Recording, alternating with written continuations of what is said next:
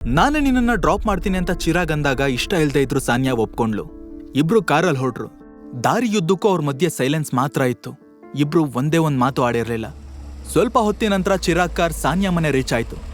Sanya car door open ಮಾಡಿ ಕೆಳಗಿಳಿಯೋದಕ್ಕೆ ಹೋಗ್ತಿದ್ದಂಗೆ ಚಿರಾಗ್ ಕನ್ನಿಂಗ್ ವಾಯ್ಸ್ನಲ್ಲಿ, ಕಾಂಟ್ರಾಕ್ಟ್ಗೆ ನಾನು sign ಮಾಡಬೇಕು ಅನ್ನೋದನ್ನ ಮರಿಬೇಡ ಸಾನ್ಯಾ. ನೀನ್ ತಗೊಳ್ಳೋ ನಿರ್ಧಾರದ ಮೇಲೆ ನನ್ನ ನಿರ್ಧಾರ ನಿಂತಿರುತ್ತೆ, ಯೋಚನೆ ಮಾಡು ಅಂದ. ಚಿರಾಗ್ ಮಾತು ಸಾನ್ಯನ್ಗೆ ಸ್ವಲ್ಪನೂ ಹಿಡಿಸ್ಲಿಲ್ಲ. ಅವಳ ಬಿಸ್ನೆಸ್ ಎಲ್ಲ ಚೆನ್ನಾಗಿ ನಡೀತಿದ್ರೆ ಚಿರಾಗ್ ಮಾತ್ಗೆ ಅವಳು ಬಾಯಲ್ಲಿ ಉತ್ತರ ಕೊಡ್ತಿರ್ಲಿಲ್ಲ, ಕೈಯಲ್ಲಿ ಕೊಡ್ತಿದ್ಲು. ಬಟ್ ಇವಾಗ ಕಂಟ್ರೋಲ್ ಎಲ್ಲ ಚಿರಾಗ್ ಕೈಲಿದ್ದಿದ್ರಿಂದ ಸಾನ್ಯಾ ಜಸ್ಟ್ ತಲೆ ಆಡ್ಸಿ ಮನೆ ಕಡೆ ಹೊರಟ್ಲು. ಚಿರಾಗ್ ತುಟಿ ಅಂಚಲೆ ನಗ್ತಾ ಕಾರ್ ಟರ್ನ್ ಮಾಡ್ದ. ನಿಜ ಹೇಳ್ಬೇಕು ಅಂದ್ರೆ ಚಿರಾಗ್ನ ಮದ್ವೆ ಆಗ್ಬೇಕು ಅನ್ನೋ ಯೋಚನೆ ಅವಳ ತಲೆಯಲ್ಲಿ ಯಾವತ್ತೂ ಬಂದಿರ್ಲಿಲ್ಲ. ಆದ್ರೆ ಈಗ ಅವಳ ಪರಿಸ್ಥಿತಿಯ ಕೈಗೊಂಬೆ ಆಗಿದ್ಲು. ಬಾಂಡ್ಲಿಯಿಂದ ಹೊರಗೆ ಬಂದು ಬೆಂಕಿಗೆ ಬೀಳ್ತಿದ್ದೀನಿ ಅನ್ನೋ ಫೀಲ್ ಆಗ್ತಾ ಇತ್ತು. ಸಾನ್ಯಾ ಅದೇ ಯೋಚನೆಯಲ್ಲಿ ಭಾರವಾದ ಹೆಜ್ಜೆ ಇಡ್ತಾ ಮುಂದೆ ಹೋದ್ಲು. ಇನ್ನೇನ್ ಡೋರ್ ಬೆಲ್ ಪ್ರೆಸ್ ಮಾಡ್ಬೇಕು ಅನ್ನೋ ಅಷ್ಟರಲ್ಲಿ ಡೋರ್ ತಂತಾನಾಗೆ ಓಪನ್ ಆಯ್ತು. ನೋಡಿದ್ರೆ ಆ ಕಡೆ ಸಾಮ್ರಾಟ್ ನಿಂತಿದ್ದ. ನೀನ್ ಇಲ್ಲೇನ್ ಮಾಡ್ತಿದ್ಯಾ ಸಾಮ್ರಾಟ್?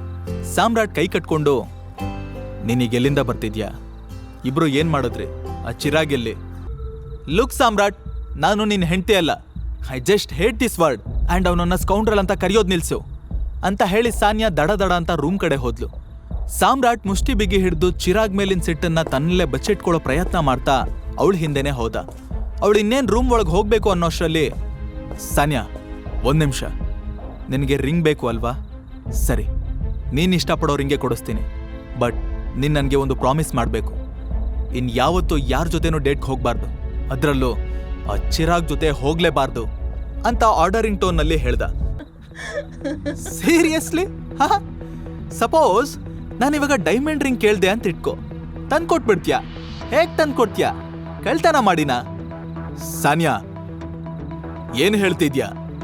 ನಾನ್ ನಿನ್ ಕಣ್ಣು ಕಳ್ಳನ್ ತರ ಕಾಣಿಸ್ತಾ ಇದ್ದೀನ?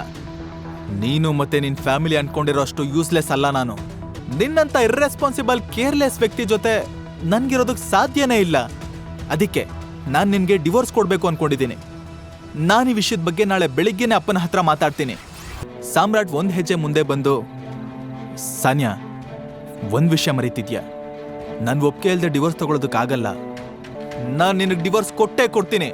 ಆದಷ್ಟು ಬೇಗ ನೀನೇ ಪೇಪರ್ಸ್ಗೆ ಸೈನ್ ಮಾಡಿ ನನ್ನ ಲೈಫಿಂದ ಆಚೆ ತೊಲಗೋ ಹಾಗೆ ಮಾಡ್ತೀನಿ, ನೋಡ್ತಿರೋ ಅಂತ ಹೇಳಿ ಬಿರ್ಗಾಳಿ ತರ ರೂಮ್ ಒಳಗೆ ಹೋದೋಳು ಹಿಂದೆ ತಿರುಗ್ ನೋಡಿ, ಅಂಡ್ ಒನ್ ಮೋರ್ ಥಿಂಗ್, ನಿನಗಿವತ್ತು ನನ್ನ ರೂಮಲ್ಲಿ ಜಾಗ ಇಲ್ಲ.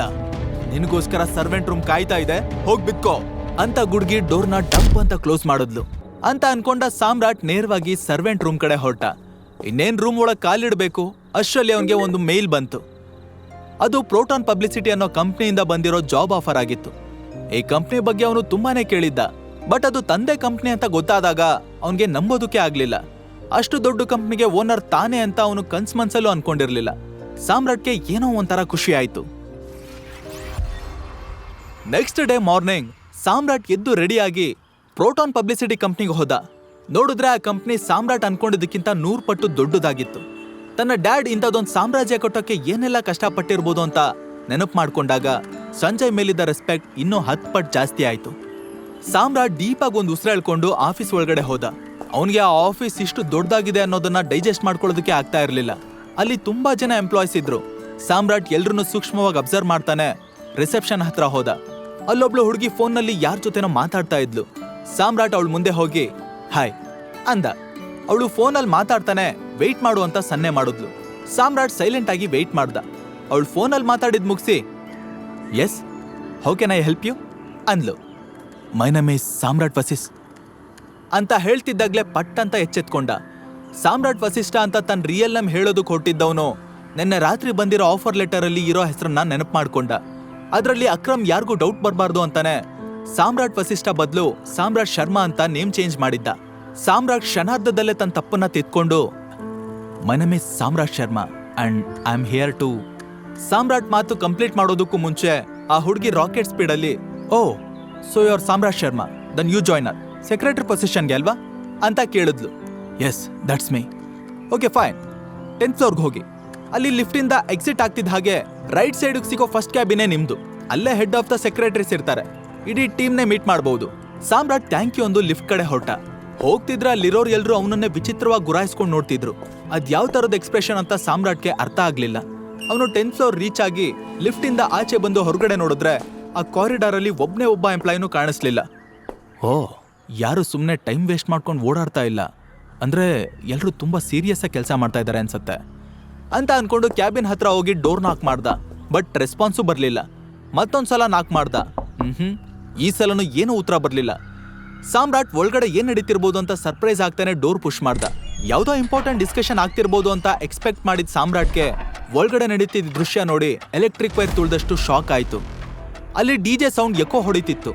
ಆ ರೂಮ್ ಸೌಂಡ್ ಪ್ರೂಫ್ ಆಗಿದ್ರಿಂದ ಆಚೆ ನಿಂತಿದ್ದ ಸಾಮ್ರಾಟ್ಗೆ ಏನೂ ಕೇಳಿಸ್ತಿರ್ಲಿಲ್ಲ. ದೊಡ್ಡ ಹಾಲಲ್ಲಿ ಅಲ್ಲಲ್ಲಿ ಕಲರ್ಫುಲ್ ಲೈಟ್ಸ್ ರಾರಾಜಿಸ್ತಿದ್ವು. ಖಾಲಿಯಾಗಿರೋ ಬಿಯರ್ ಬಾಟಲ್ಗಳು, ಫುಡ್ ಐಟಮ್ಸ್ ಎಲ್ಲ ನೆಲದ ಮೇಲೆ ಬಿದ್ದಿದ್ವು. ಗರ್ಲ್ಸ್ ಬಾಯ್ಸ್ ಎಲ್ಲ ಹುಚ್ಚೆದ್ದು ಎರ್ರಾಬಿರ್ರಿ ಕುಣಿತಿದ್ರು. ಲಿಟ್ರಲಿ ಅದೊಂದು ಹೈಫೈ ಪಬ್ ತರ ಕಾಣಿಸ್ತಿತ್ತು. ಸಾಮ್ರಾಟ್ಗೆ ತಾನ್ ಕಂಪ್ನಿಲಿದ್ದೀನಾ ಇಲ್ಲ ಕುಡುಕ್ರು ಕ್ಲಬ್ಬಲ್ಲಿ ಇದ್ದೀನಾ ಅಂತ ಒಂದು ಕ್ಷಣ ಗೊತ್ತೇ ಆಗ್ಲಿಲ್ಲ. ಕ್ವಿಕ್ ಆಗಿ ಇನ್ನೊಂದ್ಸಲ ಆಚೆ ಹೋಗಿ ತಾನ್ ಸರಿಯಾದ ಕ್ಯಾಬಿನ್ಗೆ ಬಂದಿದ್ದೀನಾ ಅಂತ ಚೆಕ್ ಮಾಡ್ದ. ಆಮೇಲೆ ಏನೋ ಯೋಚನೆ ಮಾಡಿ ಒಳಗ್ ಹೋಗಿ ಡೋರ್ ಕ್ಲೋಸ್ ಮಾಡ್ದ. ಅವ್ನ್ ಬಂದಿದ್ನ ಯಾರೂ ಗಮನಿಸ್ಲಿಲ್ಲ. ಎಲ್ರೂ ಅವ್ರವ್ರ ಲೋಕದಲ್ಲಿ ಮುಳುಗೋಗಿದ್ರು. ಸಾಮ್ರಾಟ್ ಇನ್ನೊಂದ್ ಸ್ವಲ್ಪ ಒಳಗ್ ಹೋದ್ಮೇಲೆ ಅವ್ನ್ ಕಣ್ಣಿಗೆ ಬಿದ್ದ ದೃಶ್ಯ ಇನ್ನೂ ಭಯಾನಕವಾಗಿತ್ತು. ಟೇಬಲ್ ಮೇಲೆ ಕೂತಿರೋ ಹುಡುಗಿ ಒಬ್ಳು ಹುಡುಗನ್ನ ಹಗ್ ಮಾಡಿ ಕಿಸ್ ಮಾಡ್ತಾ ಪ್ರಪಂಚನೇ ಮರ್ತೋಗಿದ್ಲು. ಸಾಮ್ರಾಟ್ಗೆ ಅದನ್ನೆಲ್ಲ ನೋಡಿ ತಲೆ ತಿರ್ಗೋದೊಂದು ಬಾಕಿ ಇತ್ತು. ಅಷ್ಟರಲ್ಲಿ ಯಾರೋ ಒಬ್ಬ ಹಿಂದೆಯಿಂದ ತೂರಾಡ್ತಾ ಹೇ ಕಮ್ ಆನ್ ಡ್ರಿಂಕ್ ಅಂತ ಕಿರ್ಚಿ ಒಂದು ಹುಡುಗಿಗೆ ಗ್ಲಾಸ್ ಕೊಟ್ಟ. ಸಾಮ್ರಾಟ್ಗೆ ಮೈಯೆಲ್ಲ ಉರ್ದೋಯ್ತು. ಸಂಜಯ್ ಕಟ್ಟು ಬೆಳೆಸಿದ ಕಂಪ್ನಿ ಕ್ಲಬ್ ತರ ಆಗಿರೋದನ್ನ ನೋಡಿ ಅವನಿಗೆ ಹೇಗ್ ರಿಯಾಕ್ಟ್ ಮಾಡ್ಬೇಕು ಅಂತಾನೆ ತೋಚ್ಲಿಲ್ಲ. ಮೊದ್ಲು ಅವನು ಈ ದರಿದ್ರ ಹಾಡ್ ನಿಲ್ಲಿಸ್ಬೇಕು ಅನ್ಕೊಂಡ. ಸಿಸ್ಟಮ್ ಎಲ್ಲಿದೆ ಅಂತ ಹುಡುಕಿ ಸೀದಾ ಹೋಗಿ ಪ್ಲಗ್ನ ಕಿತ್ತು ಬಿಸಾಕ್ತ. ಅವನು ಮುಷ್ಟಿ 2 ಬಿಗಿ ಆಗಿತ್ತು. ಮ್ಯೂಸಿಕ್ ಆಫ್ ಆದ ಕೂಡಲೇ ಎಲ್ರು ಏನಾಯ್ತು ಅಂತ ಡ್ಯಾನ್ಸ್ ಮಾಡೋದು ನಿಲ್ಸಿದ್ರು. ಕುಡ್ದು ಟೈಟ್ ಆಗಿದ್ದವನೊಬ್ಬ hey who turned off the music, ಯಾರ ಆಫ್ ಮಾಡಿದ್ದು ಅಂತ ಕಿರಿಸ್ತ. ಸಾಮ್ರಾಟ್ ಆಳ್ವಾಗಿ ಉಸಿರು ತಗೊಂಡವನೇ ಮುಂದೆ ಬಂದು ನಿಂತ್ಕೊಂಡ. ಟೇಬಲ್ ಮೇಲೆ ಕಿಸ್ ಮಾಡ್ತಿದ್ದವರು ವಾಸ್ತವಕ್ಕೆ ಬಂದು ಯಾರು ಯಾರು ಅಂತ ಹುಡುಕಿದ್ರು. ಸಾಮ್ರಾಟ್ ಕಣ್ಣಿಗೆ ಬೀಳ್ತಿದ್ದಂಗೆ ಆ ಹುಡುಗ ಹೇಯ್ ಯಾರೋ ನೀನು, ಒಳಗೆ ಹೇಗೋ ಬಂದೆ ಅಂತ ಕಿರಿಸ್ತ. ಸಾಮ್ರಾಟ್ ಜ್ವಾಲಾಮುಖಿ ತರ ಉಕ್ಕಿ ಬತ್ತಿದ ಕೋಪನ ಕಂಟ್ರೋಲ್ ಮಾಡ್ಕೊಂಡು ಆ ಹುಡುಗನ್ನೇ ಕಣ್ಣಲ್ಲಿ ಕೊಲ್ಲೋ ತರ ನೋಡ್ತಾ ಫಸ್ಟ್ ನೀನ್ ಯಾರು ಅಂತ ಹೇಳು ಅಂದ.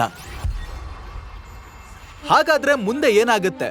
ಅವರೆಲ್ಲ ಆಫೀಸಲ್ಲಿ ಪಾರ್ಟಿ ಮಾಡ್ತಿರೋದಾದ್ರೂ ಯಾಕೆ? ಈಗ ಎಲ್ರೂ ಸೇರ್ಕೊಂಡು ಸಾಮ್ರಾಟ್ಗೆ ಏನಾದ್ರೂ ಮಾಡ್ಬಿಡ್ತಾರ?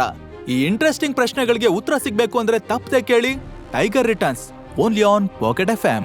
ಈಗ ನೀವು ಪಾಕೆಟ್ FM ನಲ್ಲಿರೋ ಎಲ್ಲಾ ಶೋಗಳನ್ನ ಈಸಿಯಾಗಿ ಕೇಳಬಹುದು. ಈಗಲೇ ಡೌನ್ಲೋಡ್ ಮಾಡಿ ಪಾಕೆಟ್ FM ಮತ್ತು ಕೇಳಿ ದೇಶ ವಿದೇಶದಲ್ಲಿ ಫೇಮಸ್ ಆಗಿರೋ ಟೈಗರ್ ರಿಟರ್ನ್ಸ್ ಅನ್ನೋ ಮೈ ನವಿರೇಳಿಸೋ ಕಥೆಯನ್ನ.